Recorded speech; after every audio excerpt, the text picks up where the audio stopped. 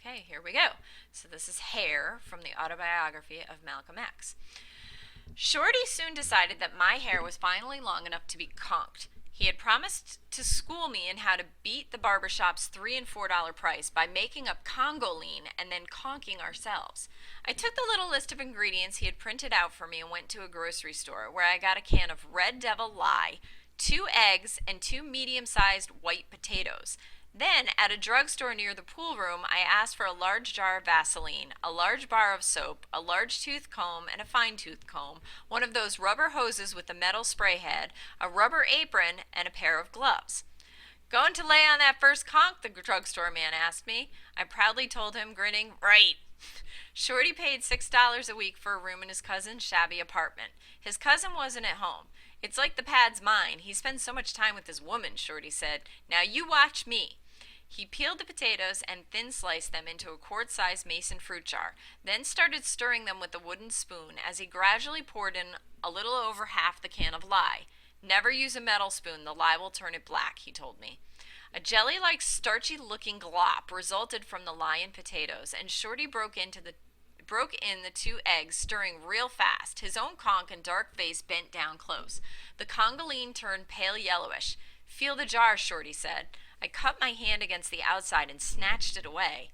"Damn right it's hot. That's the lye," he said. "So you know it's going to burn when I comb it in. It burns bad, but the longer you can stand it, the straighter the hair."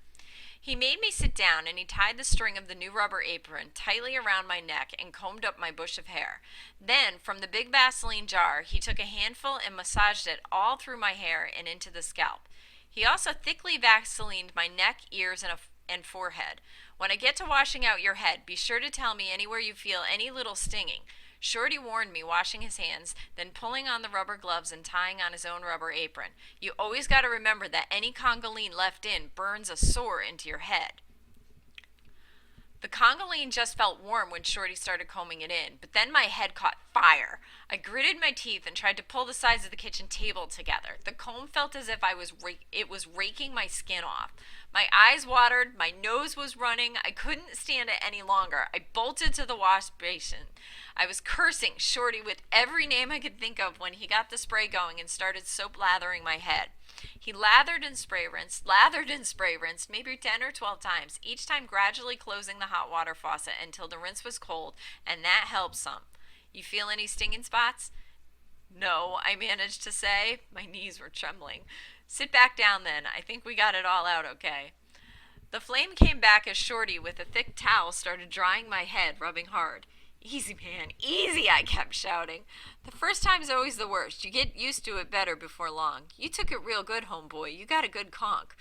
When Shorty let me stand up and see in the mirror, my hair hung down in limp, damp strings. My scalp still flamed, but not as badly. I could bear it. He draped the towel around my shoulders, over my rubber apron, and began again Vaselining my hair.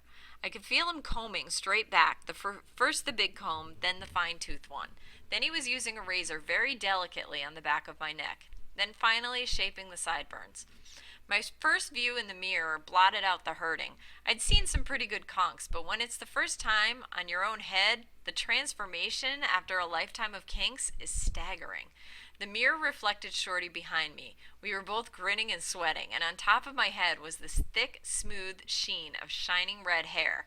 Real red, as straight as any white man's. How ridiculous I was. Stupid enough to stand there, simply lost in admiration of my hair, now looking white, reflected in the mirror in Shorty's room. I vowed that I'd never again be without a conk, and I never was for many years. This was my first really big step towards self-degradation, when I endured all of that pain, literally burning my flesh to have it look like a white man's hair. I had joined that multitude of Negro men and women in America who were brainwashed into believing that the black people are inferior and white people superior, that they will even violate and mutilate their God-created bodies to try to look pretty by white standards.